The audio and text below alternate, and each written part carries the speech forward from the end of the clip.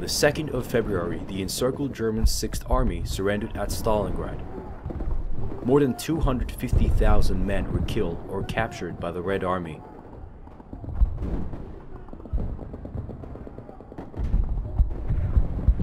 It was the biggest defeat of the German army and the turning point of the war on the Eastern Front. As a result of this disaster, the Germans saw their southern wing on the Eastern Front collapsing. With the Germans on the retreat, the Red Army launched a series of swift attacks and captured the cities of Kursk and Belgorod. Kharkov itself was captured on the 16th of February after SS Panzer Corps evacuated the city despite Hitler's orders to stand fast. Obergruppenführer Paul Hasser, who was commanding the SS forces in Kharkov, argued that turning the city into a second Stalingrad would serve no purpose. The swift Soviet advance, however, was not without cost. The Voronezh front, commanded by General Golikov, and the Southwestern Front, commanded by General Vatutin, began to lose the momentum as they spread their forces across the Donets Valley and overstretched their supply lines. Their infantry divisions were seriously under strength, with some divisions consisting of less than 2,000 men.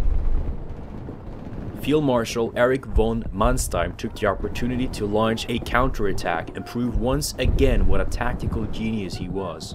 Hitler himself flew to Manstein's headquarters in Zaporizhia after the loss of Kharkov to consult with the Field Marshal.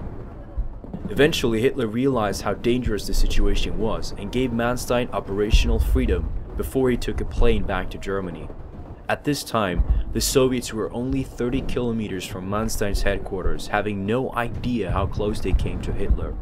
Manstein notes in his memoirs, "As he drove into Zaporizhia from the airfield, he was recognized by soldiers and party officials in the streets. Particularly, the only troops we had available were our own defense company and a few anti-aircraft units.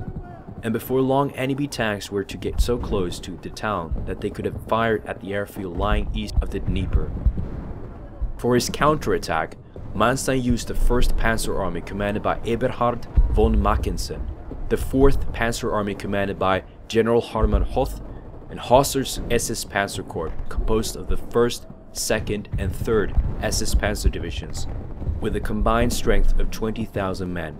In total, the Germans were able to amass around 70,000 men against the 210,000 Red Army soldiers.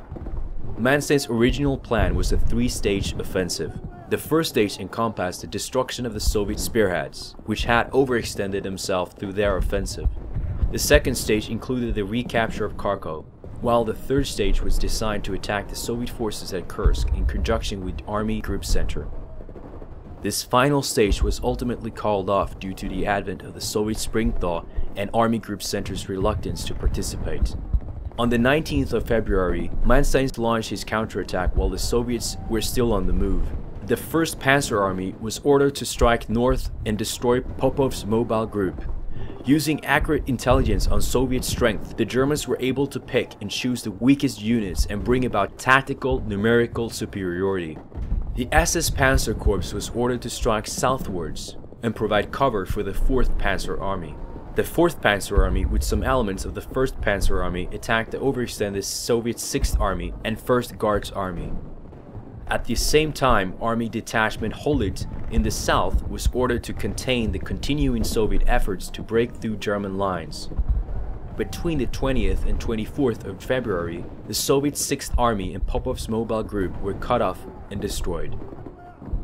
Detachment Holit was broken at 3 points, but eventually the attacking Soviet units were surrounded and defeated as well. On the 22nd of February, the Soviets realized they were facing a well-planned counterattack. The Voronezh front swept the 3rd Tank Army and 69th Army South in an effort to alleviate pressure on the southwestern front. The destruction of Popov's mobile group and the 6th Army created a large gap between the Soviet lines. Continuous attacks by the 3rd Tank Army and 69th Army failed to succeed. The Soviets were stretched too thin and lacked enough fuel and ammunition. Furthermore, the 3rd Tank Army was harassed and severely damaged by German aerial attacks with Stuka-Die bombers. By the 5th of March, the attacking 3rd Tank Army had been badly mauled with only a small number of men able to escape northwards, and was forced to erect a new defensive line.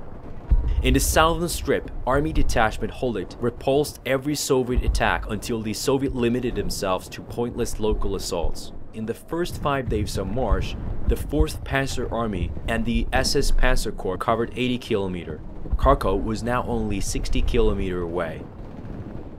On the 7th of March, Manstein made the decision to press on towards Kharkov, despite the coming of the spring thaw. Instead of attacking east of Kharkov, however, he decided to orient the attack towards the west of Kharkov, and then encircle it from the north. By the 9th of March, the SS Panzer Corps successfully split the Soviet 69th and 40th armies, and then turned east to complete the encirclement of the city. Further attempts by the Soviets to stop the German drive failed. On the 10th of March, the 4th Panzer Army issued orders to the SS Panzer Corps to take Kharkov as soon as possible, prompting Hussar to attack the city with his 3 SS Panzer divisions.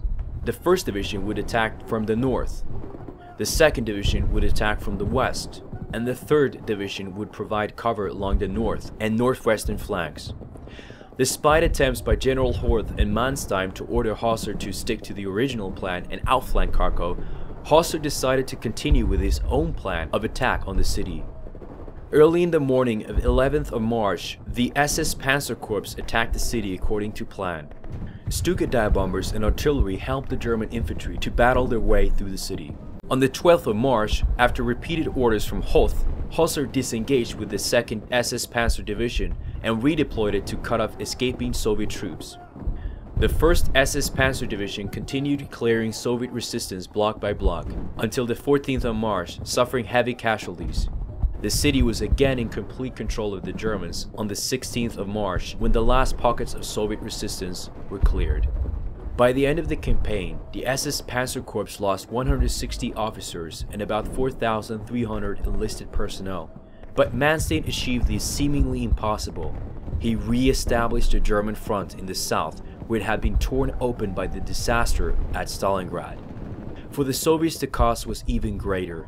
An estimated 45,000 men were killed, while another 41,000 were wounded. They also lost 615 tanks and large amounts of machine guns and artillery pieces. It was Manstein's greatest victory.